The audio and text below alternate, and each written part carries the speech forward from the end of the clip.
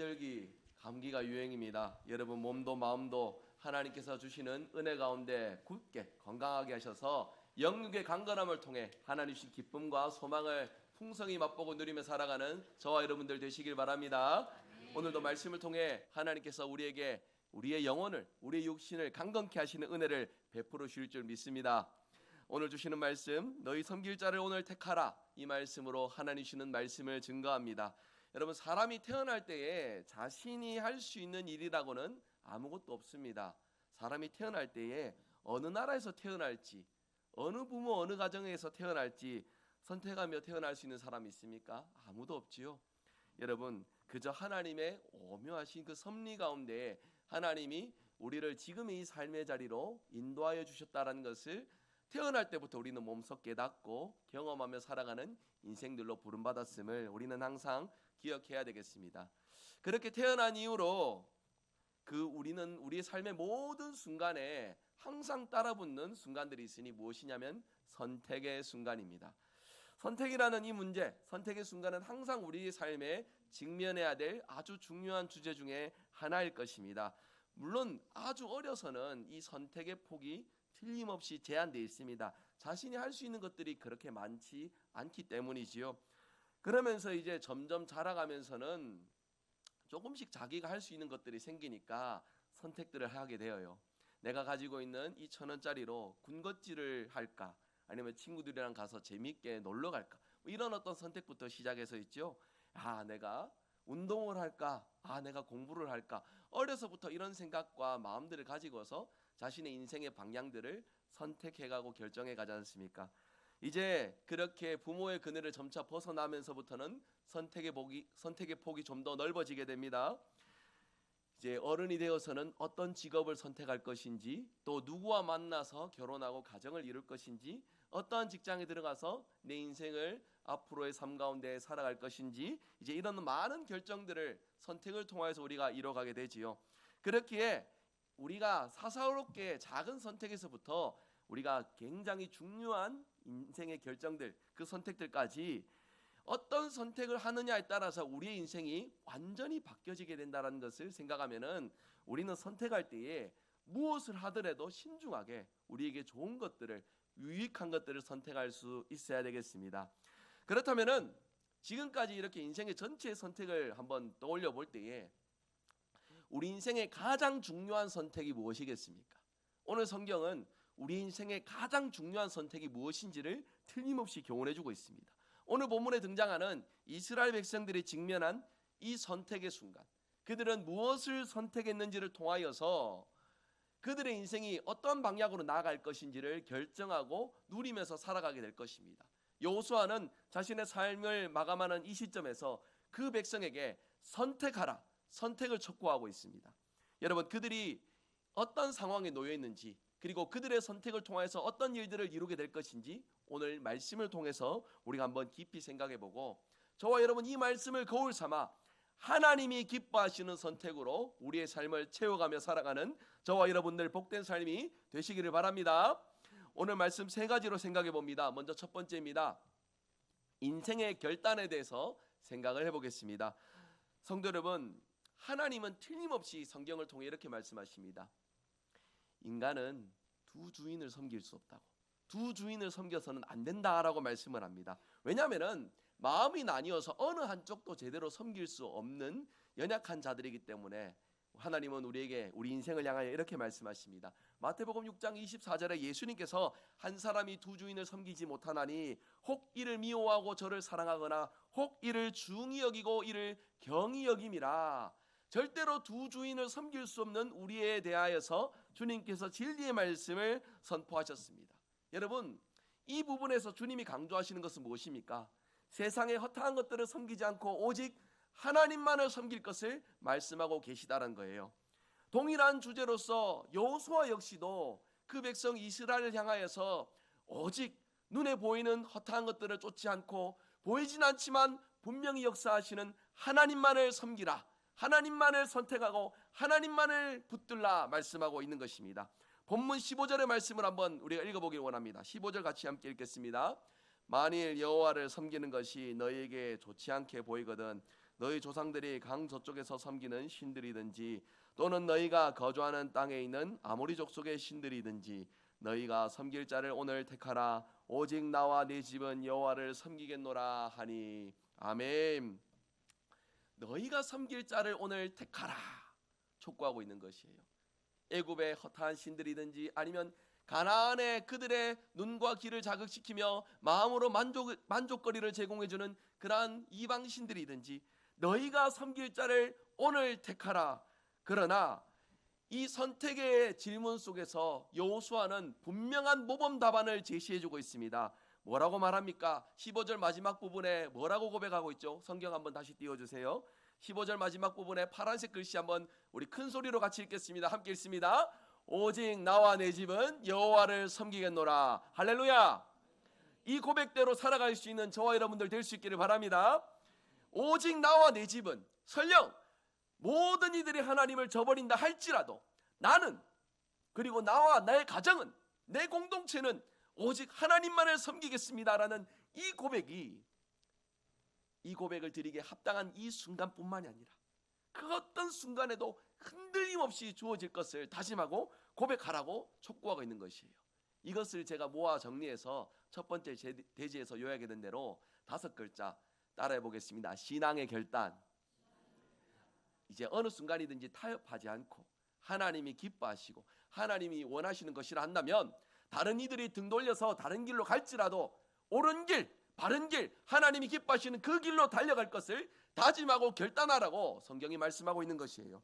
여러분, 세상의 어떤 문화들이, 세상의 어떤 좋은 것들이 하나님을 섬기는 일에 유익하고 도움이 되겠습니까? 그것에 심취하고 매료되면은 여러분, 우리는 두 주인을 섬길 수 없는 자들이라 했잖아요. 그렇기 때문에 우리 마음속에 자리 잡은 하나님 중심의 그 모든 것들을, 세상의 다른 것들을 향해서 눈과 귀가 기울어질 때는 하나님 중심을 놓치게 되어 있는 우리는 연약한 자들입니다. 여러분, 그렇기에 여호수아는 다시금 그 백성을 향해서 촉구하고 있습니다. 신앙의 결단을 가져라. 결단을 가져라.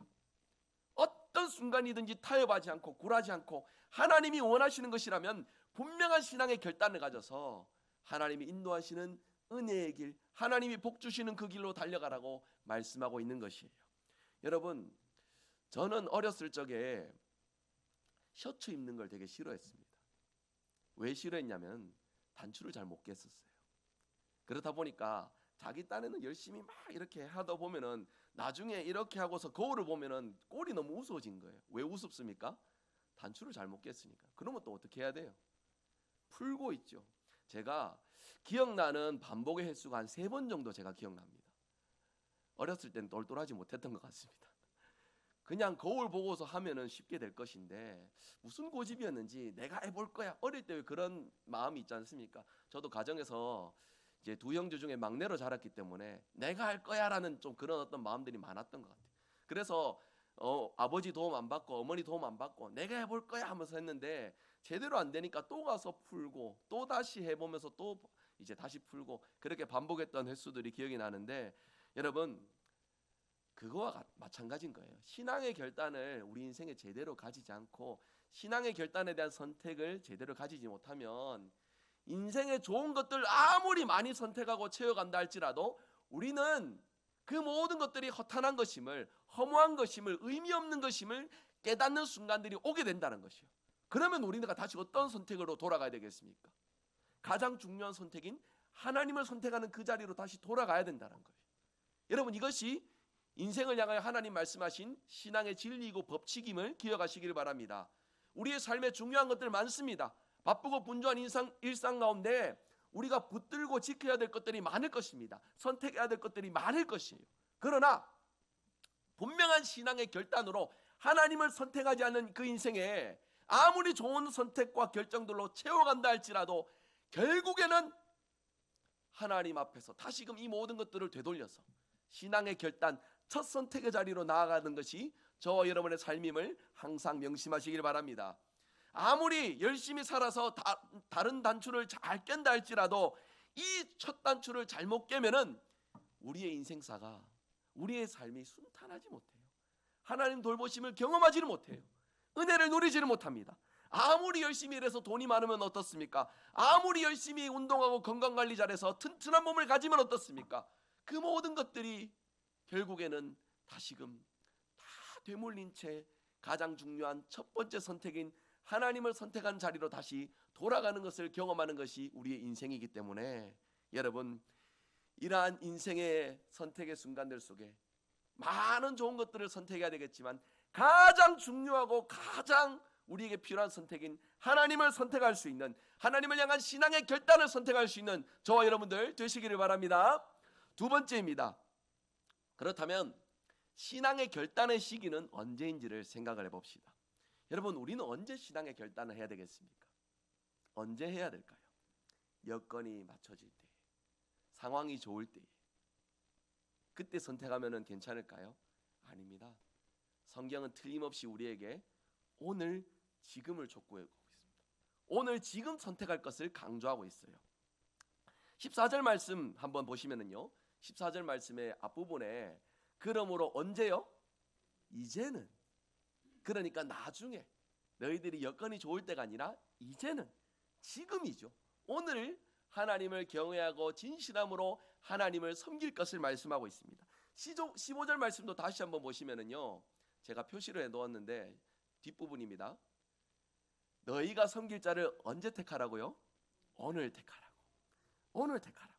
여러분, 한번 따라서 해보겠습니다. 오늘, 지금, 오늘 지금 신앙의 결단을 가지시는 저와 여러분들 되시길 바랍니다. 여러분, 섬길 자를 택해야 되는데, 다시 말해 오직 하나님만을 섬기겠다라는 결단을 해야 되겠는데, 그 결단을 언제 하라고 성경이 말씀합니까? 오늘 지금 하라고 말씀하고 있는 거예요. 하나님을 향한 신앙의 결단은 오늘 지금 해야 됩니다.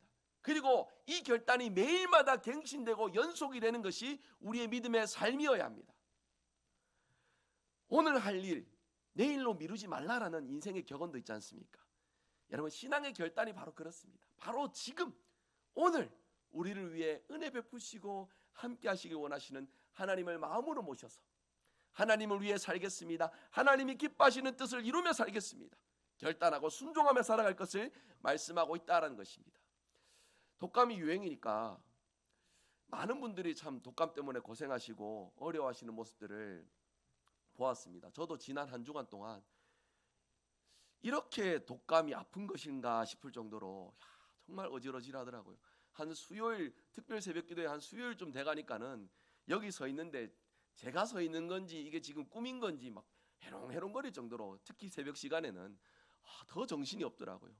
여러분, 독감 걸리셔서 회복하신 분들 다시 반복되어 걸리지 않도록 건강관리 잘 하시고, 이미 독감 중이신 분들은요, 얼른 주님의 사랑으로 회복하셔서 건강 되찾으시기를, 아직 독감 안 걸리신 분들은 절대로 걸리지 마시기를 주님의 이름으로 축복합니다. 너무너무 아프더라고요. 너무너무 괴롭더라고요.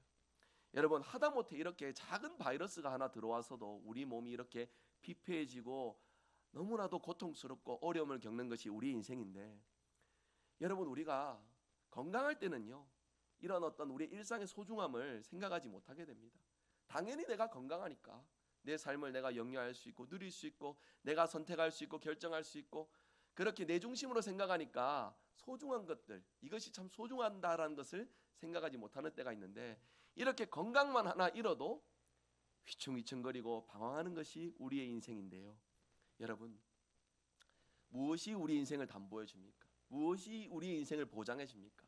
나중에, 지금은 내가 하나님을 섬길 수 없지만, 하나님께서 기뻐하시는 삶을 잘 살아갈 수 없지만, 나중에 여건이 되면은, 상황이 좋아지면은 내가 믿음으로 결단하고 하나님 기뻐하시는 삶을 잘 살겠습니다, 그렇게 다짐하는 지금의 미래의 내 다짐이 그 무엇이 나의 그 다짐을 보장해주고 확정해줄 수 있느냐라는 것입니다. 아무것도 없습니다.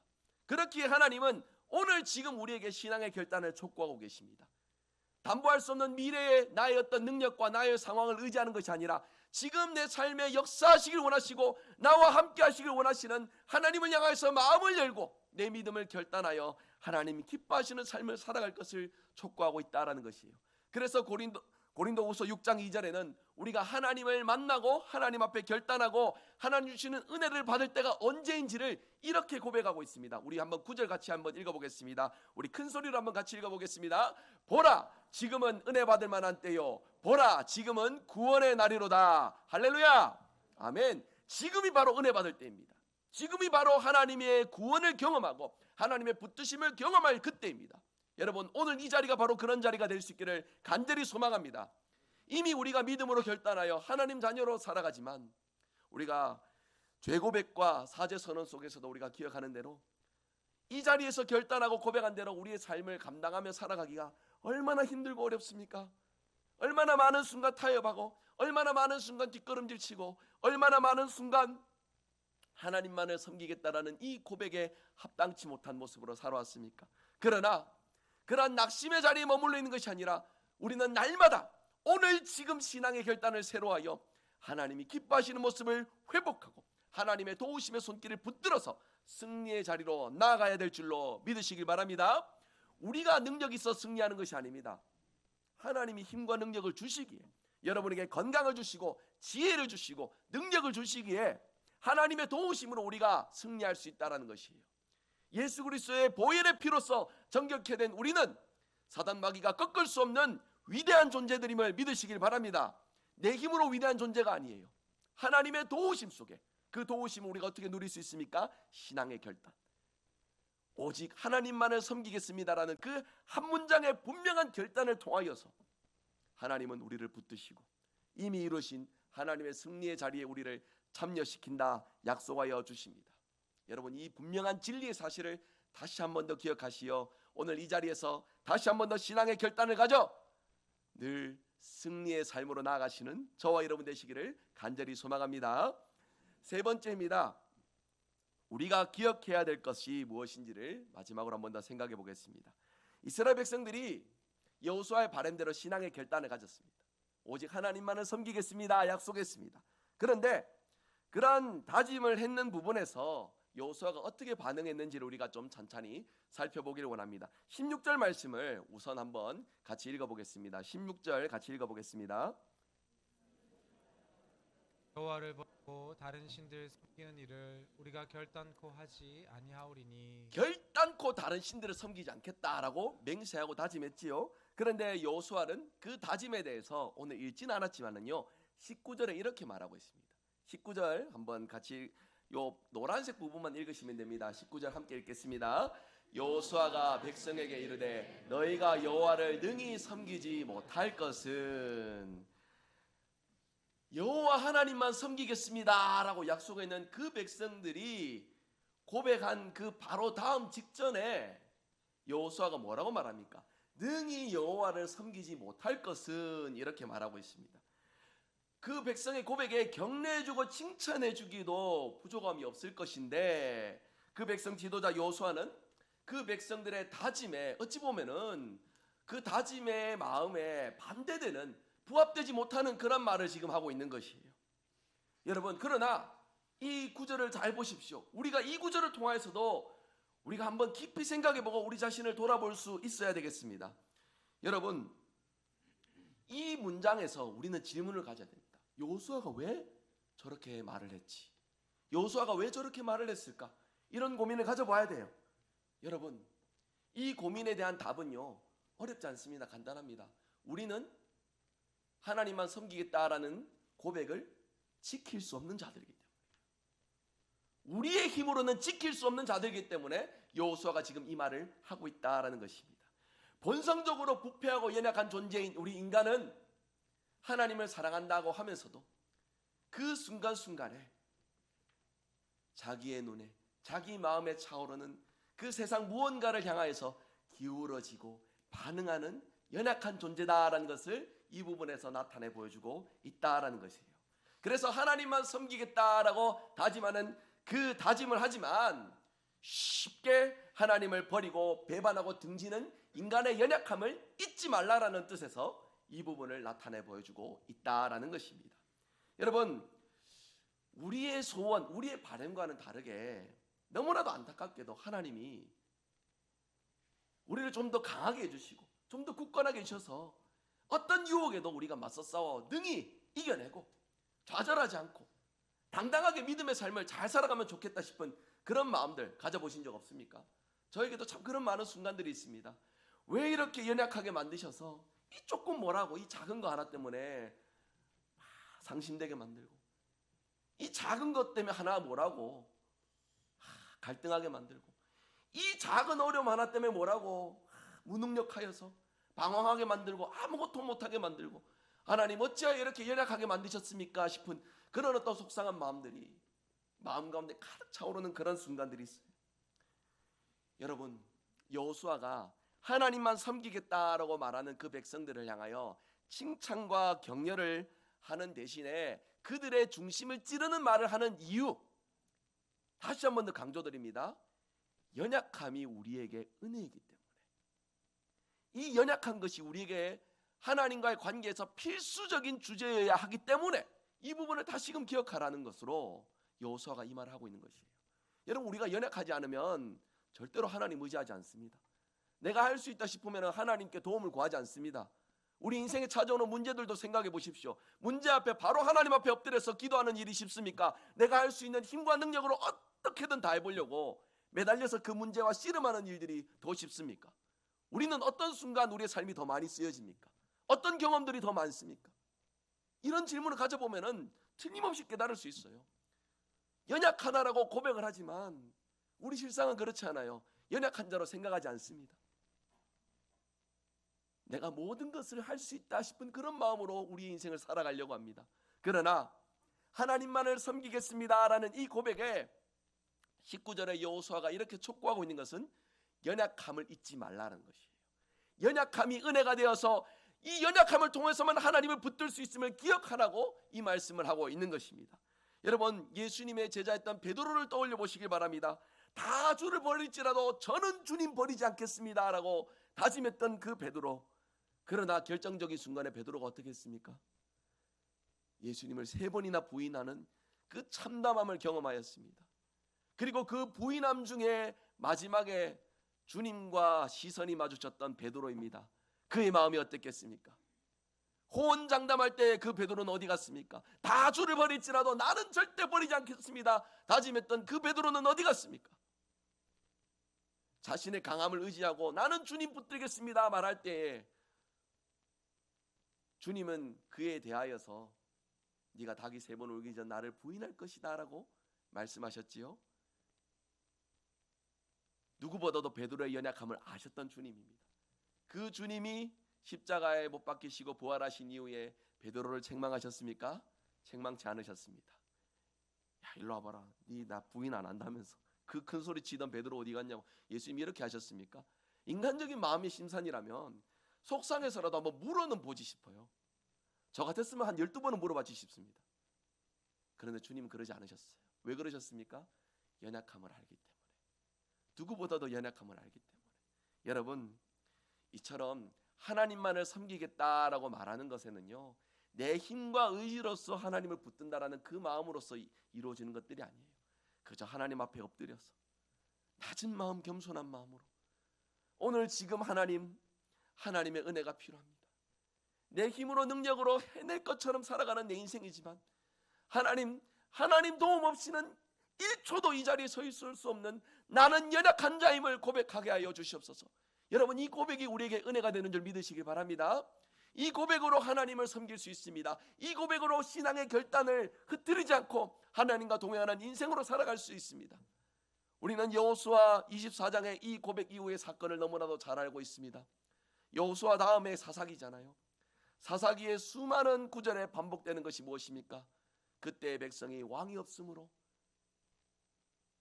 백성들이 자기 소견에 옳은 대로 행하였더라. 그 마음에 하나님을 사랑하고 낮은 마음으로 연약함으로 하나님을 붙드는 것이 아니라 자신들이 뭔가 할 수 있다 싶은 심산에서 하나님을 놓치고 다른 것들을 향하여서 욕심내고 마음을 채워가는 그들의 모습에 결과는 무엇이었습니까? 심판이었습니다. 하나님께서 돌이키시기 위하여서 내리시는 하나님의 징벌이었습니다. 끝끝내 마침내 깨닫고 순종하여 하나님의 은혜를 구하고 돌아갔음에도 불구하고 상황이 좋아질 때 또다시 교만해지고 완악해져서 하나님을 등지고 하나님을 떠났던 이스라엘 백성이라는 사실을 우리는 깊이 기억해야 될 것입니다. 여러분, 우리에게 중요한 것은요, 내 인생에 내가 힘을 가지고서 하나님을 위해서 무엇을 할 것인가, 이런 믿음으로 살아가는 것이 중요한 것이 아니에요. 여러분, 그런 마음으로 살아갈 때에 우리는 한계밖에 경험할 수 없는 연약한 자들입니다. 우리에게 중요한 것이 있습니다. 여러분, 우리에게 중요한 것을 한번 따라서 해볼까요? 하나님께서 나를 통해서 무엇을 행하실까? 여러분, 이것을 붙들고 사모하며 기도하는 저와 여러분들 될 수 있기를 바랍니다. 여러분, 이 중심으로 전심으로 하나님을 의지할 때, 내가 하나님을 위해서 뭔가 하는 것이 아니라 낮고 낮은 나지만, 연약한 나지만 하나님 주시는 은혜로서 내가 내 삶을 감당해가며 하나님의 일하심에 참여하는 자가 되어 하나님의 계획을 이루는 귀한 인생으로 거듭날 수 있도록 하나님, 나를 사용하여 주시옵소서. 하나님의 계획에 나의 인생을 사용하여 주시옵소서. 낮은 마음, 겸손한 마음으로 하나님을 붙드시는 저와 여러분들 되시기를 간절히 소망합니다. 여러분, 그리고 오늘 말씀 마지막으로 끝으로 한 가지 더 우리가 결단하고 기억할 것이 있습니다. 하나님을 향한 신앙의 결단을 가질 때에 반드시 따라오는 수반되는 현상이 있으니 그것은 마귀의 회방입니다. 틀림없습니다.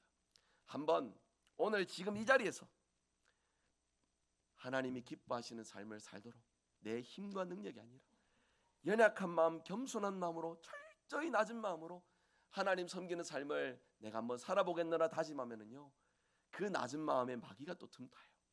그래서 우리의 낮아진 이 마음을 막 어루만지고 이렇게 이 마음속에 막 작동 반응해가지고 그러면서 점차 이 낮은 마음이 하나님 주시는 겸손의 은혜의 자리로 나가는 것이 아니라, 아휴, 해봐야 내가 얼마나 하겠나, 내가 무엇을 할 수 있겠나, 아휴, 그냥 이렇게 있다가 다음에 좀 힘나면 하지 뭐, 여건이 좋아지면 하지 뭐, 상황이 맞춰질 때 하지 뭐 싶은 이런 마음으로써 계속해서 은혜를 붙드는 것이 아니라 지금의 상태에 머물도록 우리의 마음을 이끌어가는 마귀의 작용, 마귀의 반응이 있음을 항상 기억하시길 바랍니다. 여러분, 속지 마셔야 돼요. 내 마음속에, 내 내면에 여러분보다 더 여러분을 잘 아는 마귀는 계속해서 여러분에게 부정적인 마음들을 속삭입니다. 지금의 상황에 대하여서 뭔가 불만의 마음을 퍼뜨리거나, 지금의 상황에 대해서 지금도 겨우겨우 감당하고 있는데 무언가 내가 더 할 수 있느냐 싶은 그런 어떤 연약함들, 하나님이 기뻐하시는 겸손의 연약함이 아니라 내 스스로가 무능하고 연약하고 내 스스로의 존재를 부정하려는 싶은 그런 부정적인 연약함으로 우리를 인도하는 존재가 마귀라는 사실을 항상 기억하시길 바랍니다. 그리하여 이러한 부분에 있어서 우리가 간구할 것은, 한 번 더 우리가 하나님 앞에 날마다 기도하며 간구해야 되는 것은, 한 번 더 우리 한번 따라서 고백해 보겠습니다. 주님, 나를 붙들어 주시옵소서. 정말 그렇습니다. 여러분, 제가 산상기도회 때 한번 말씀드린 적이 있는데, 개인적으로 이거는 저의 개인적인 견해입니다. 교회에서 가장 연약한 성도가 누구냐라고 말씀을 드려보면 저는 목사인 것 같아요. 그리고 사모인 것 같아요. 제 개인적인 견해입니다. 왜 그러냐면 저희 힘으로 이 자리에 서 있는 게 아니잖아요. 저희 힘으로 성도들을 섬기는 게 아니잖아요. 제가 뭐 물론 대학교 4년 나왔고 대학원 3년 나왔고 그리고 강도사 2년 수련 받았고 부목사 5년 수련 받았고 그런 시간들을 통하여서 목회를 해가는 것입니다만은, 그런 어떤 사람의 스펙과 능력으로서 목회를 감당하는 것이 아니라 전적으로 연약한 자를 세우셔서 하나님께서 은혜 베풀어 주시고 하나님이 일들을 감당케 하시는 거기 때문에 저는 연약한 자여야만 합니다. 조금이라도 제 혈기를 세우거나 조금이라도 제 욕심을 앞세우거나 조금이라도 제 입장을 앞세워서 성도들을 돌보고 성도들을 이끌어가는 입장이 된다면은 하나님이 기뻐하지 않으실 거예요. 교회의 열매는 없습니다. 황폐해져 갈 것이고 한마음 한뜻이 될 수가 없습니다. 그렇기에 목사는 연약한 자여야만 합니다. 함께하는 사모 역시도 연약한 자가 되어 철저하게 하나님의 일하심의 도구로서 우리는 이 자리에 서 있어야 될 줄로 여러분 여겨주시고, 연약한 자가 될 수 있도록 더 기도해 주시길 부탁드립니다. 겸손한 자가 되어 여러분을 더 잘 섬길 수 있도록 기도해 주시길 부탁을 드립니다. 여러분, 목회자를 위해 기도해 주신 것과 마찬가지입니다. 여러분 자신을 위해서도 그렇게 기도하셔야 돼요. 내 지금 모습에서 얼마나 나를 연약한 자로 여기고 있는지 스스로 되돌아보십시오. 연약할 때에 베풀어 주시는 하나님의 은혜입니다. 내가 연약한 위치에 있을 때에 하나님의 도우심을 경험할 수 있고 하나님의 일하심에 참여할 수 있게 됩니다. 이 부분을 기억하셔서 여러분, 내가 모든 것을 할 수 있다 싶은 그 마음이 아니라 연약한 위치에서 하나님께서 은혜 베풀어 주시고 도움의 손길을 주시는 그 귀한 손길을 경험하여 하나님과 함께 동행하며 살아가는 저와 여러분들 될 수 있기를 주님의 이름으로 축복합니다.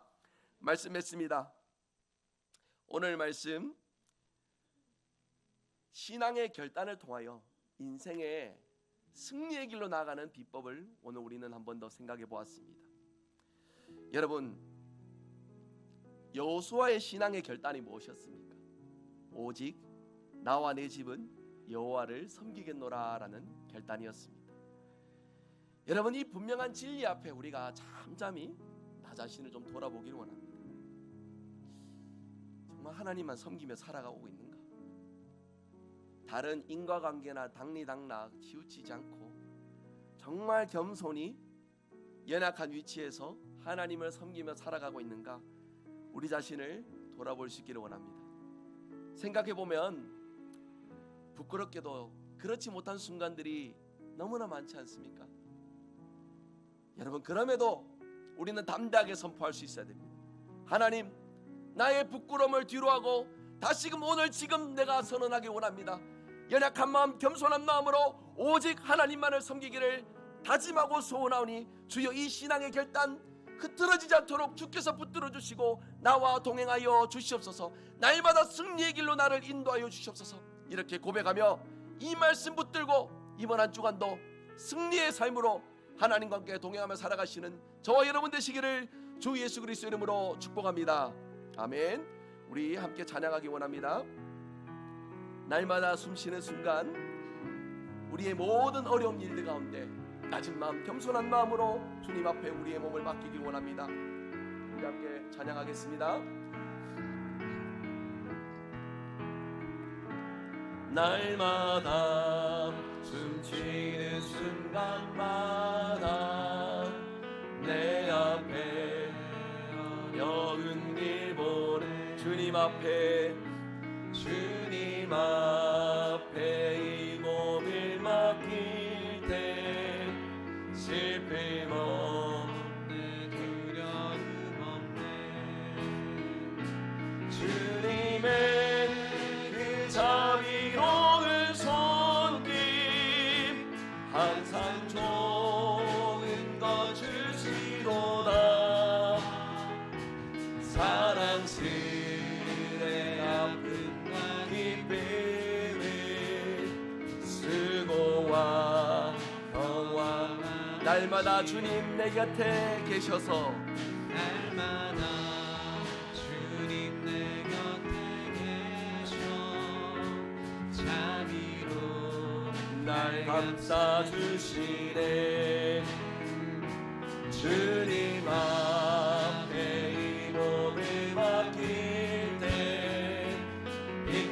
힘주시네 위로함 주네 어린 나를 품에 안으시사 항상 평안함 주시로다 내가 살아 숨을 쉬는 동안 살피시다 약속하셨네 인생의 어려운 순간마다 주의 약속 생각해보네 내 맘속에 믿음 잃지 않고 말씀 속에 위로를 얻네 주님의 도우심 바라보며 모든 어려움 이기로다 흘러가는 순간순간마다 주님 우리 두 손을 손들고 찬양합니다. 주님의 도우심 바라봅니다. 주님의 도우심 바라보며 모든 어려움 이기도다. 흘러가는 순간순간마다 주님 약속 새겨봅니다. 이 시간 주신 말씀 기억하며 기도합니다.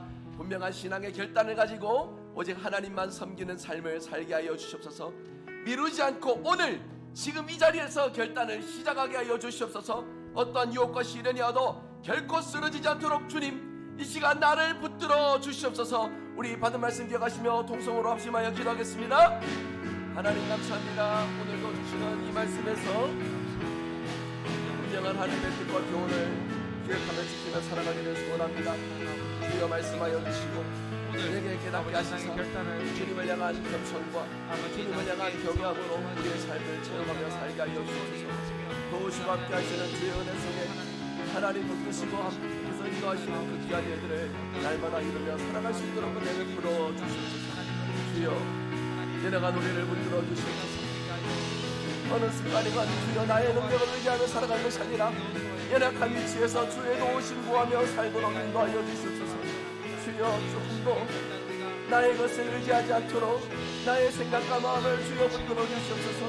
오직 주님 주신 은혜 가운데 오직 하나님만 섬기겠노라 택하며 결정하며 결단하는 오늘의 지금의 나의 삶이 되도록 은혜 베풀어 주시옵소서.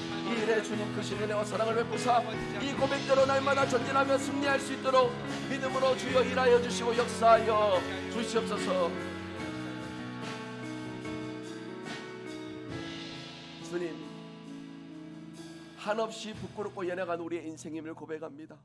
내 힘으로 뭐든지 할 수 있다 자부하며 내 눈에 내 귀에 내 마음에 만족되는 것들로 선택하는 인생이었으나 다시금 이 말씀 앞에 주님의 은혜를 구하며 주님 앞에 연약한 자리 겸손한 그 자리로 우리가 나아가기를 소원합니다. 주여 기꺼이 주님 앞에 겸손의 모습으로 설 수 있도록 은혜 베풀어 주시고 그 겸손의 모습에서 분명한 신앙의 결단을 오늘 지금 가져서 하나님께서 기뻐하시는 믿음의 자녀로 오늘을 살아갈 수 있는 은혜를 주시옵소서. 내 힘으로는 이 인생 감당할 수 없사오니 이겨낼 수 없사오니 승리할 수 없사오니 주님의 권능의 손길로 붙드시고 함께하사 주님이 이루신 그 승리에 참여하며 주님께서 기뻐하시는 영광스러운 믿음의 삶을 누리며 살아갈 수 있도록 은혜 베풀어 주시옵소서. 모든 말씀 주 예수 그리스도 이름으로 간절히 기도드립니다.